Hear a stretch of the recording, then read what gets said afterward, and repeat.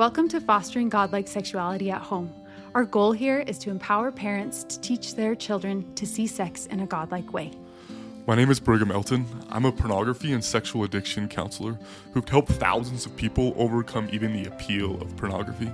And I'm hoping to get out in front of this and try to help parents to set up their homes to chase godlike sexuality from the beginning. My name's Andrea, a mother of 4, and I'm learning alongside all you listeners and excited to have these discussions. Thanks for joining us. Okay, so I'm super excited for this discussion because we've had some listeners who've been awesome enough to write in some questions. And I think this is a question that you get a lot about masturbation. Like, What is it? How do we define it? How do we respond to it? This episode is one that you and I have talked about doing now for a long time. And for different reasons, like it's been pushed off, but we're super excited to hit it now. Yeah.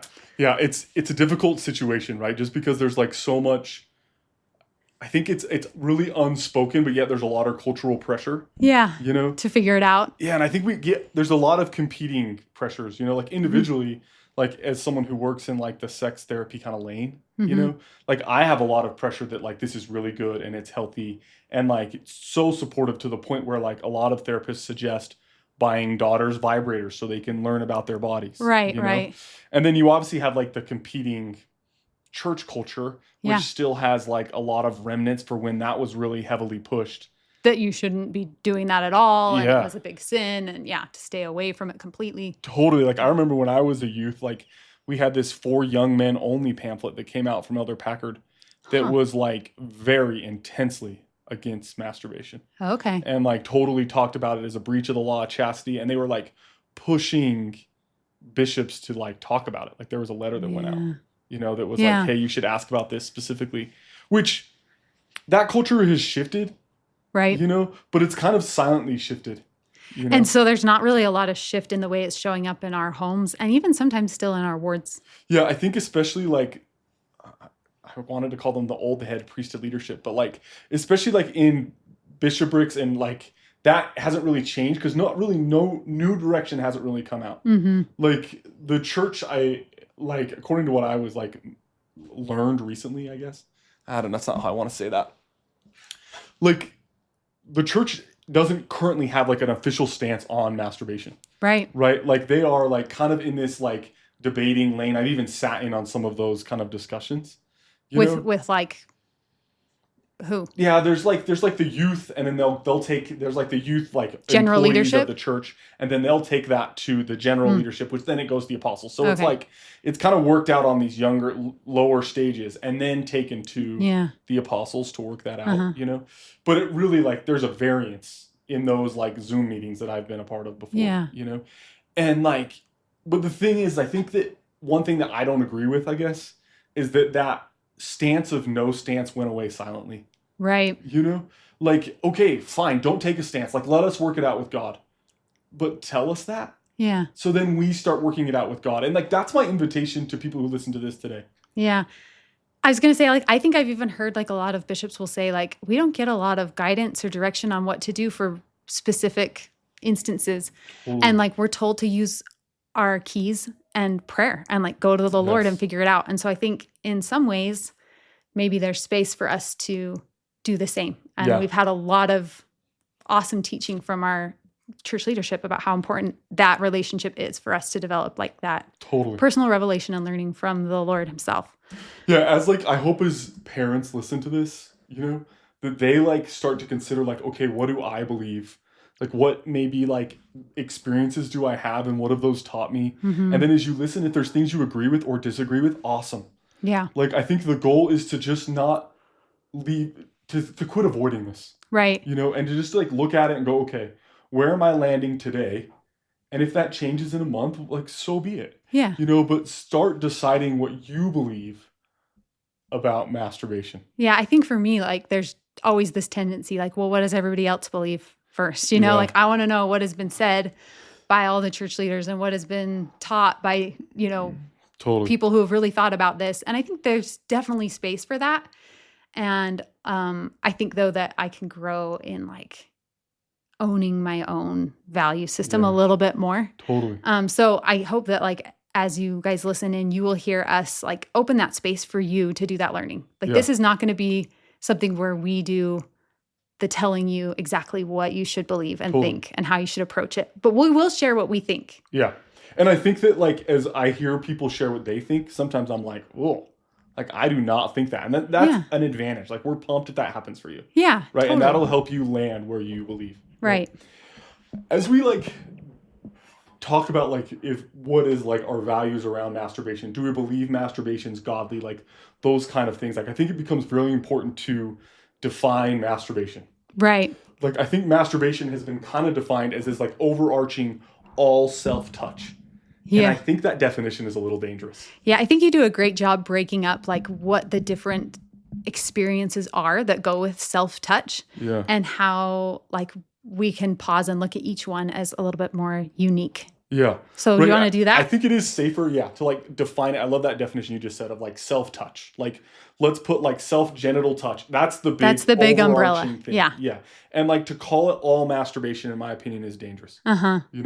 Because there's a lot of different varying levels of self-genital touch. Right. Right. There is, like, this happens really often in the young stages, right? Where it's this, like, oh my gosh, there's my hand, right? When the baby first can notice that they have a hand and they can move it, And then there's, like, that transfers to eventually, like, oh my goodness, this is my penis or my vulva or, right, and, like, or my testicles or whatever. Yeah. Right? But it's like, okay, I am using my hand to explore my own body. Right? And I think that's one of the subsections I would set is, like, this self-exploratory touch. Now, commonly, this self-exploratory touch happens in two different phases.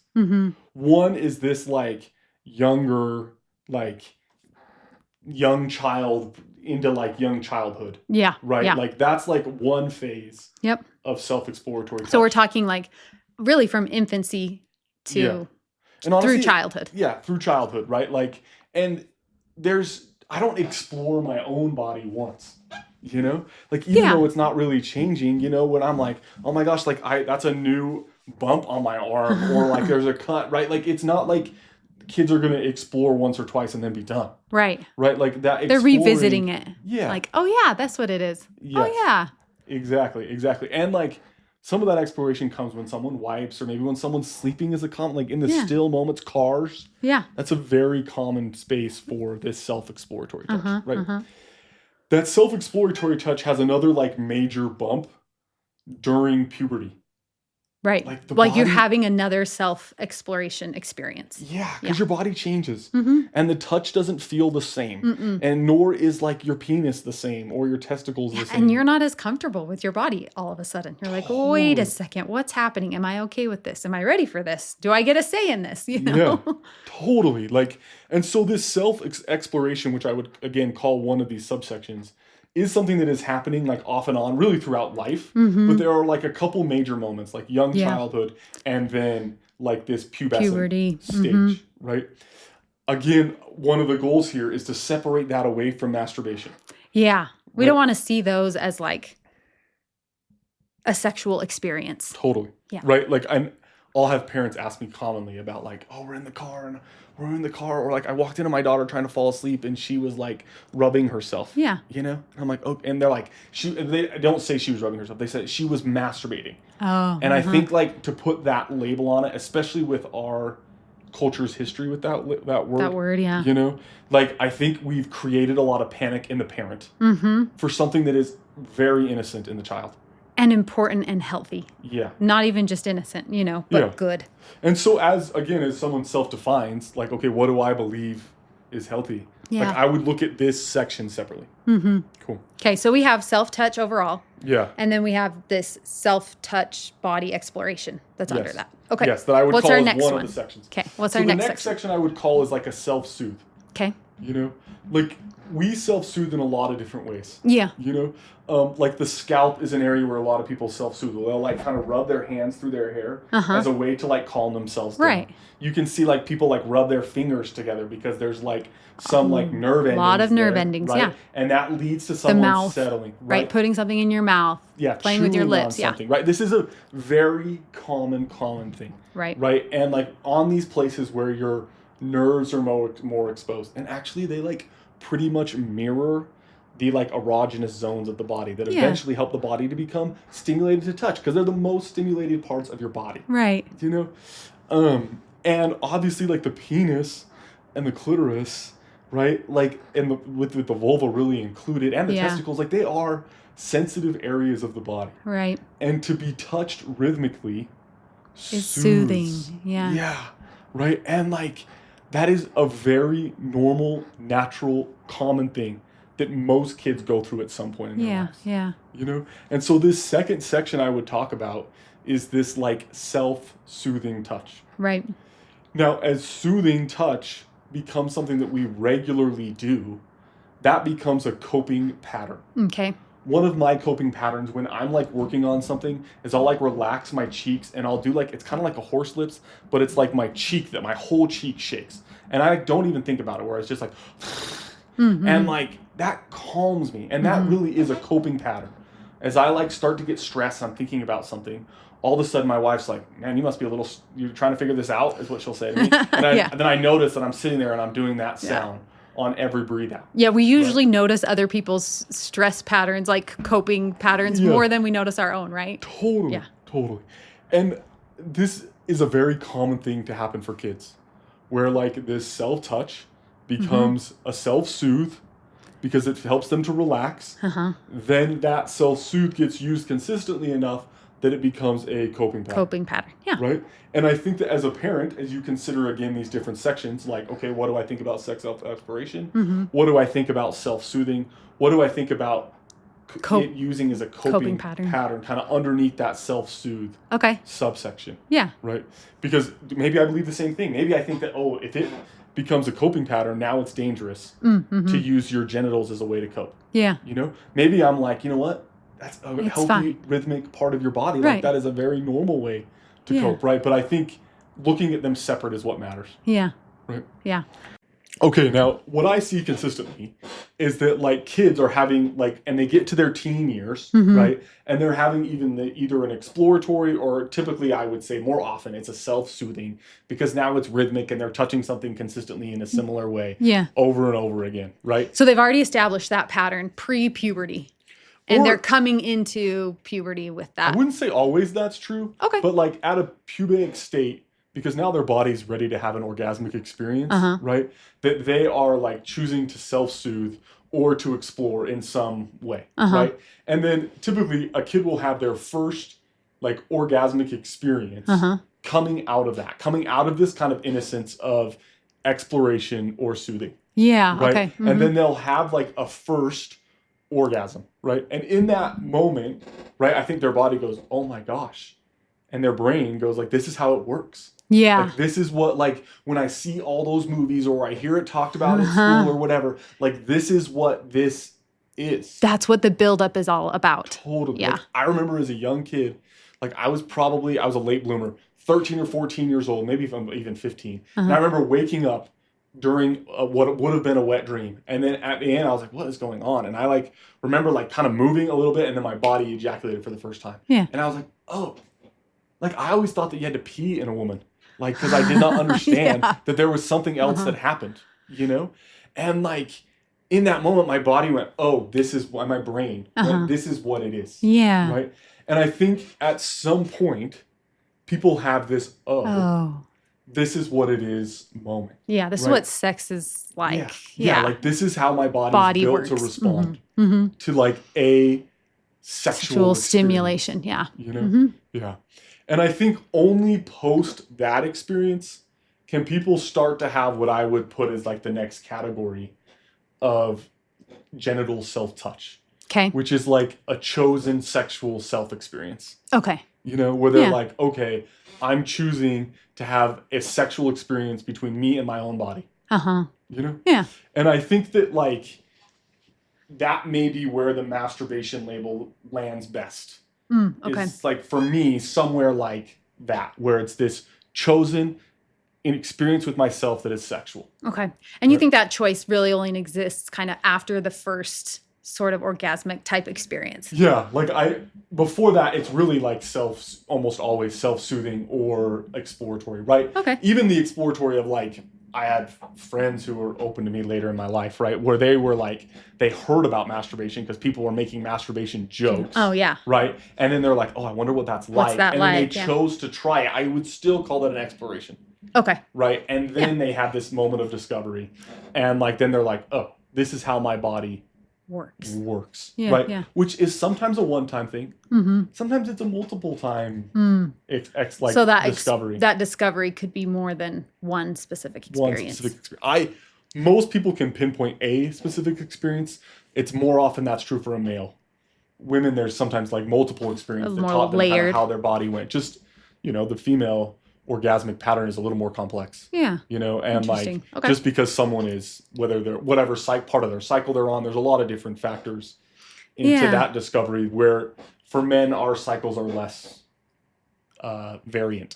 Yeah. And I think that's like a space, as we were prepping for this was a space where we were both a little bit different, right? Like I would say like, yeah, I think that it's a solo sexual experience. If even in an exploratory way, I wouldn't necessarily label it as a problem or bad, but I would still consider that as like, oh yeah, it's a solo sexual experience and it was exploratory. Yeah. That's probably how I would look at it. Yeah. But this is what we wanted you guys to see is like how, and ask yourself is like, what do I think about it? And have this discussion with your partner, Totally. And you don't have to have this overarching, like all self-genital touch is good or all self-genital touch is bad. Yeah. Like you can have some nuance in all these different areas where it's like, hey, like, I don't know if I believe in that. Yeah. But I do believe in this. Yeah. Yeah. And I think that's awesome. Yeah. Right. And as we continue this split, before we like kind of review them, there's one more I want to point out. Okay. Which I see this in couples, right, where they choose to have a shared self-stimulation sexual experience. Okay. Where they are both choosing it. Mm-hmm. Right? Whether they're choosing to like have them next to each other or online or they're like at a distance. Yeah. I am supporting you having this experience. Okay. Even if they're not participating even if they're not participating, involved. Right? But it is now a chosen together, but one person is stimulating themselves to have a stress orgasmic pressure release.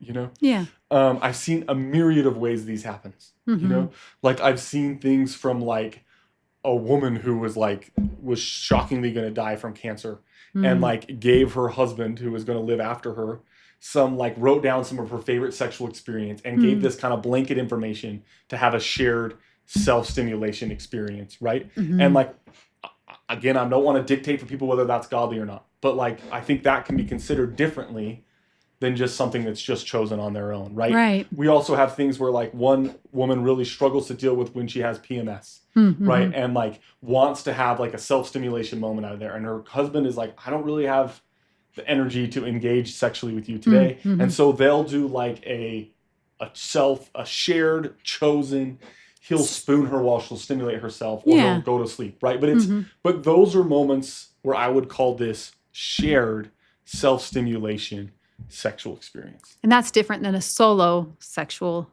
self-stimulation experience. Yeah. I just think one is chosen by both. Yeah. And like still can be an us connector. Mm-hmm. Where I think like something that is solo becomes a little more difficult to make it an us connector. Yeah. Where do you see people, and maybe this is a conversation for another time, but where do you see people land differently? That like, yeah, those are separate. And I also don't think that that's it's honestly healthy. A very age difference on those different split. things. Okay. Right? Like where younger people who have like really been part of the not sexting, but texting culture that quickly can become a little sexting. Okay. Like I think like I would say people that are currently under the age of 30. So like people who were born in like 1995 and after, like those people I see are pretty pro a shared self-stimulation experience. Okay. My couples that are like older than that, especially like if you get older than 40, there's a lot of resistance where it's like, oh, I think they grew up really in this like heavy no masturbation culture, So like, I don't know how many of them really consider it on their own. Yeah. But like when I bring it up to them, it's like, they're like, I don't know. Yeah. Yeah. Which some of that, honestly, like I'm torn between the two of those. Okay. Where like, I do think that like godly sex is waited for. Right. When you want it, but you can't. Yeah.